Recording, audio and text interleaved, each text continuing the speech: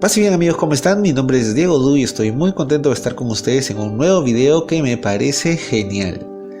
Las apariciones marianas de la Virgen de Garabandal. Pero antes de empezar, te invito a suscribirte, ya que con ello me ayudas a valorar mi trabajo. Si te gustó el video, déjame un like y me interesaría muchísimo leer tu opinión de este tema en la caja de comentarios. Quédate hasta el último, que este video va con todo.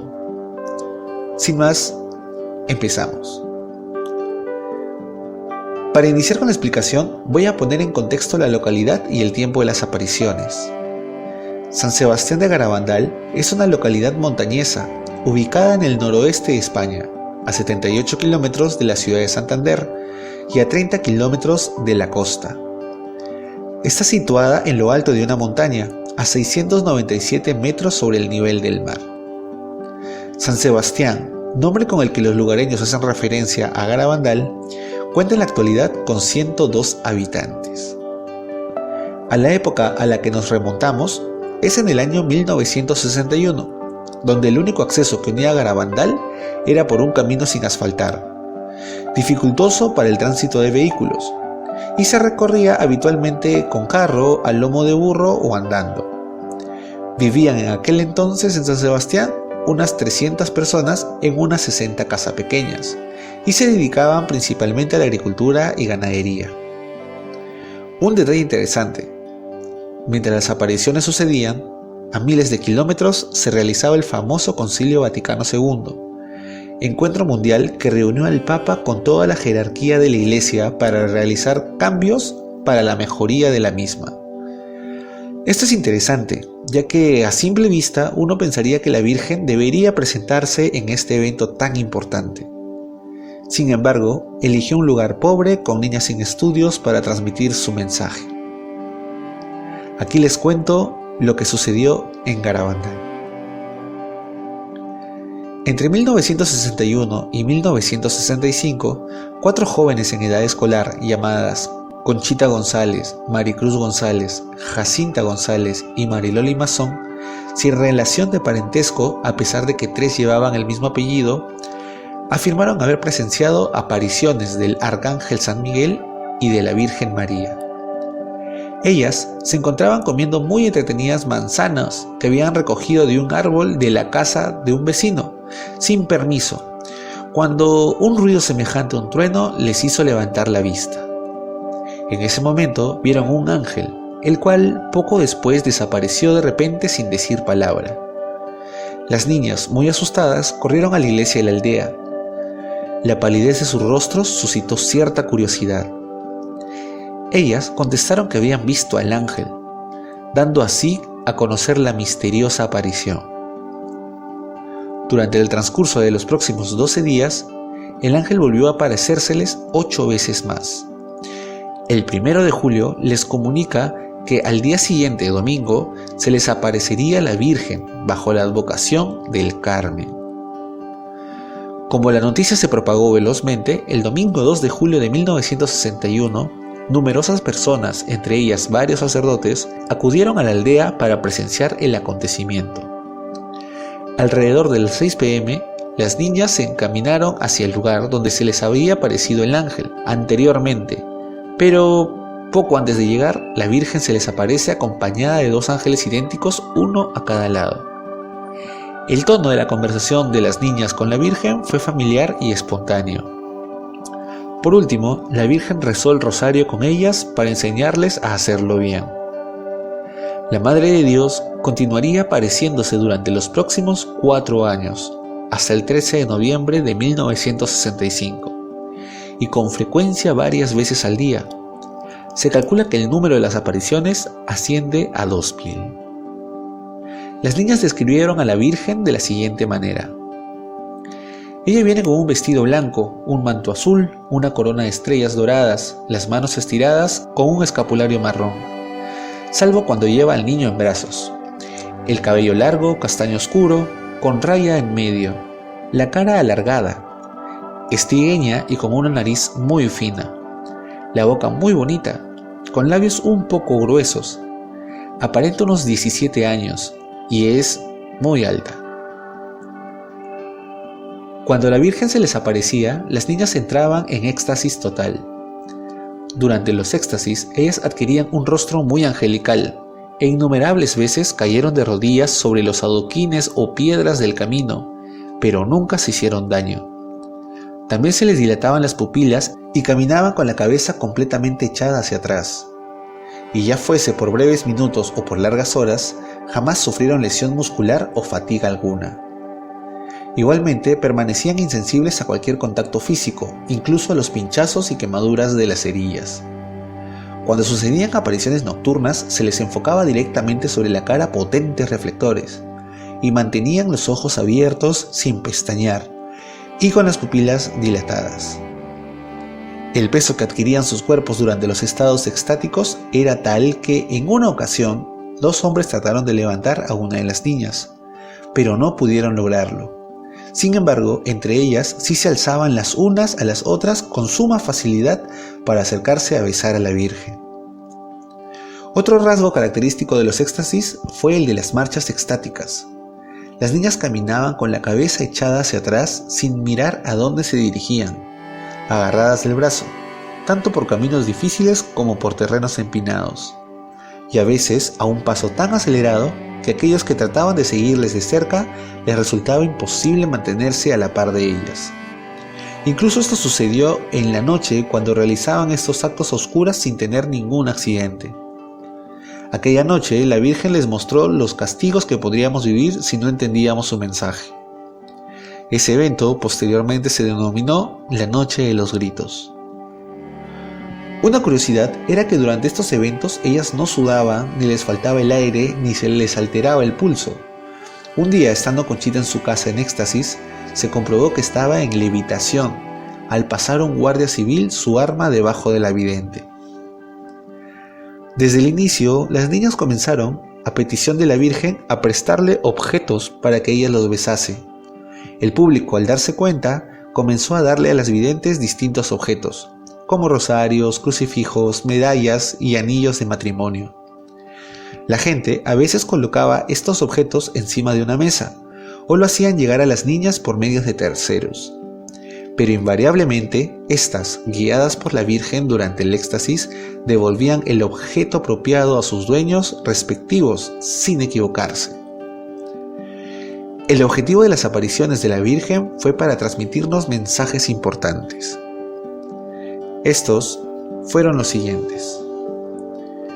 El 4 de julio de 1961, la Virgen dio un mensaje que habría de hacerse en público el 18 de octubre de ese mismo año.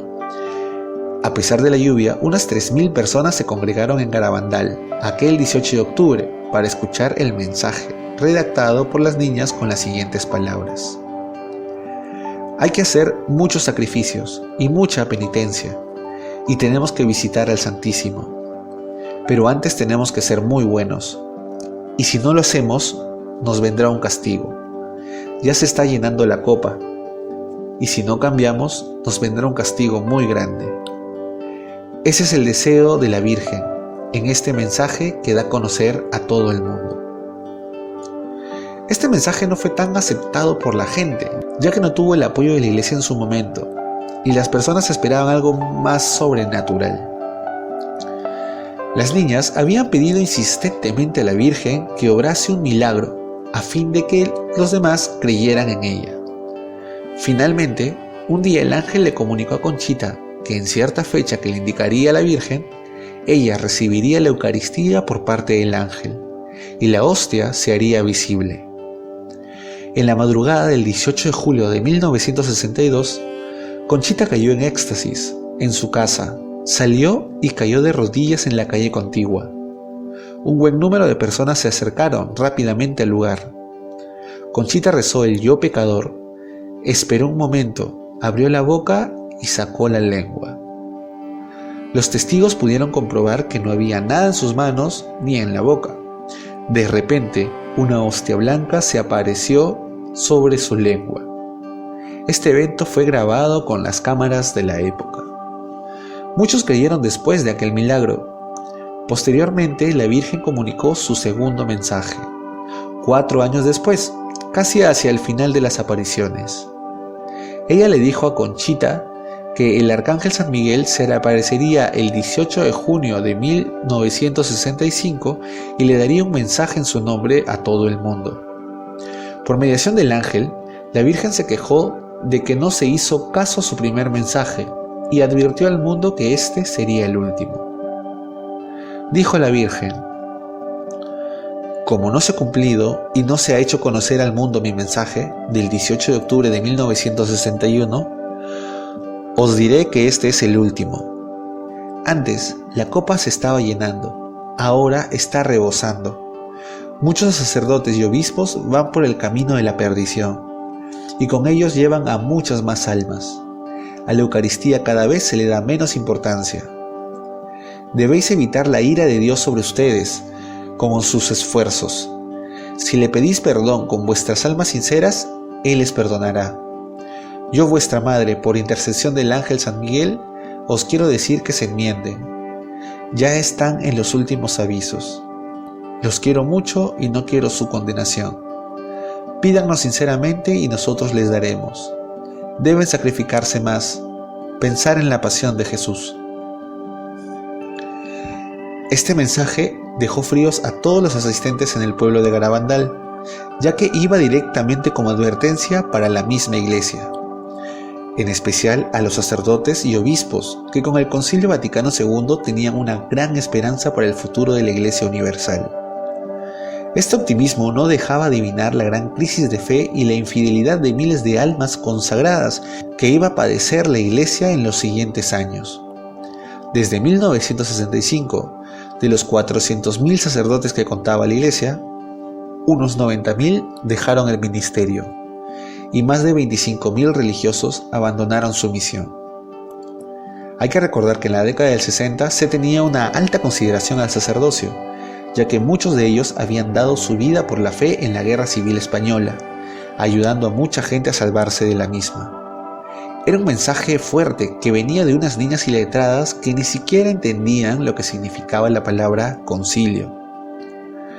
Para el 1 de enero de 1965, Conchita tuvo una nueva aparición de la Virgen, quien habló del aviso para que el mundo se enmiende.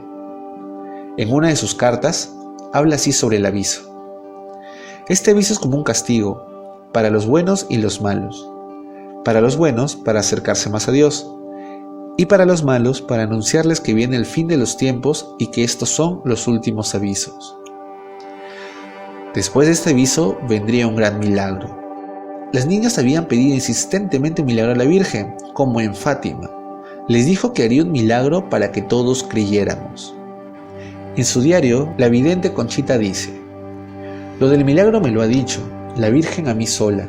Ella me ha prohibido decir en qué consistirá. Tampoco puedo decir la fecha hasta 8 días antes. Lo que sí puedo decir es que coincidirá con un acontecimiento de la Iglesia y con la festividad de un santo mártir de la Eucaristía. Será a las 8:30 de la tarde, de un jueves. Será visible para todos los que estén en el pueblo y en las montañas de los alrededores. Los enfermos que asistan sanarán y los incrédulos creerán. Será el milagro mayor que Jesús ha hecho para el mundo. No quedará la menor duda de que es de Dios y para el bien de la humanidad. Quedará una señal del milagro, para siempre. Podrá ser filmado y hasta televisado. Después del milagro, si el mundo no se convierte, Dios enviará un gran castigo sobre la humanidad, endurecida e incrédula, salvo, consiguientemente, un pequeño resto será preservado. Este castigo, condicionado a que la humanidad se arrepienta de su mal proceder, luego de ocurrir el milagro, consistiría en ríos transformados de sangre, fuego que baja del cielo y cosas peores, gran calor, sed abrasadora y el agua que se evaporará. Todos los hombres presos de la desesperación buscando matarse unos a otros, pero al faltar las fuerzas caerían, unos en las llamas y otros lanzándose al mar, pero el agua parecerá hervir y activar las llamas nuevamente. En la última aparición de la Virgen a Conchita, el 13 de noviembre de 1965, la Virgen le dice: ¿te acuerdas de lo que te dije el día de tu santo de que sufrirías mucho en la tierra? Pues te lo vuelvo a decir. Ten confianza en nosotros y lo ofrecerás con gusto a nuestros corazones, por el bien de tus hermanos, porque así estarás más unida a nosotros. Luego la Virgen continúa: Conchita, no vengo solo por ti, sino vengo por todos mis hijos, con el deseo de acercarlos a nuestros corazones. Esa fue la última aparición de la Virgen de Garabandal. Sobre esto se pueden sacar varias conclusiones importantes. La primera es que en esta, como en todas las apariciones marianas reconocidas por la Iglesia, que si no conoces algunas, te dejo aquí un enlace de las más conocidas, a ver si visitas este video después de lo que estás viendo ahorita. El mensaje que Dios nos da a través de la Virgen viene para ayudar a la Iglesia, según el contexto social y real en el que se vive. Lourdes era una lucha contra el racionalismo, Fátima contra el comunismo, y en Garabandal es para evitar la pérdida del amor a la Eucaristía y la fe en la Iglesia. La segunda es que todos los mensajes de Garabandal van de acuerdo a la doctrina y los dogmas de la Iglesia. El perfil de las apariciones de Garabandal es 100% eucarístico.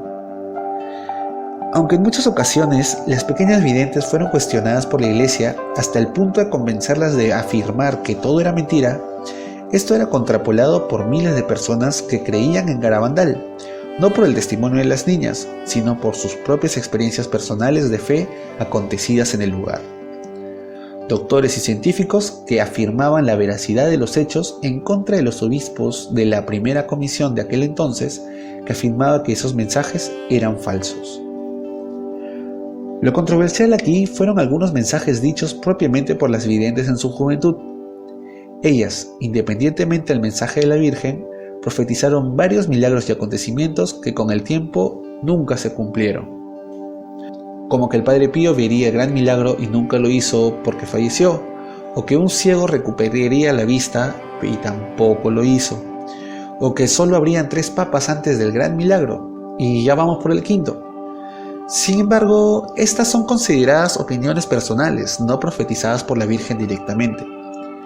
Esto se contrapola a grandes milagros como el caso de la señora Menchú Mendiolea, que se curó 2 veces de un cáncer terminal, venerando las imágenes besadas por la Virgen de Garabandal, ante el asombro de los doctores que llevaban el caso, o el milagro real de la Eucaristía recibida por el ángel a ojos de miles de personas.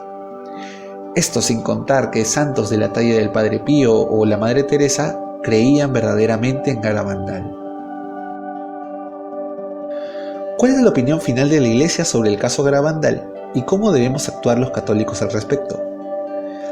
En un inicio, los estudios sobre el caso de Garabandal fueron hechos de mala forma, básicamente con la intención de desmentirlo por lo fuerte de su mensaje en contra de obispos y sacerdotes. Pero a pesar del negativismo de las comisiones formadas para el caso, los testimonios de los creyentes que estuvieron en el lugar entre laicos y sacerdotes hicieron que éste se reabriera una vez más. A pesar de ello, y sumado a las controversias posteriores por parte de las videntes, la segunda comisión fue muy negativa con el caso. Sin embargo, el responsable de la doctrina de la fe de aquel entonces, el cardenal Joseph Ratzinger, futuro Benedicto XVI, tuvo más apertura y le dio una luz a futuro. Su decisión fue que no consta sobrenaturalidad. Pero, ¿qué significa no consta sobrenaturalidad? Frente a una presunta aparición, tras un correcto discernimiento, la Iglesia puede pronunciarse en una de estas maneras. 1. Que sí consta el origen sobrenatural, es decir, ha habido una aparición del Señor, de la Virgen, de un santo, como el caso de Fátima o Lourdes, por ejemplo. O número 2.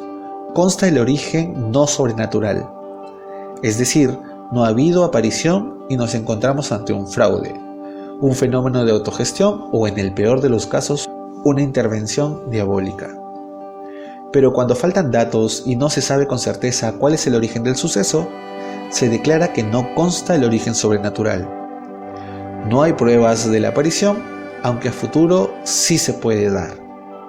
Este es el caso de Garabandal. Hasta la fecha, no hay algún indicio de que se intente armar una tercera comisión para volver a estudiar el caso, con lo que esto queda aún pendiente.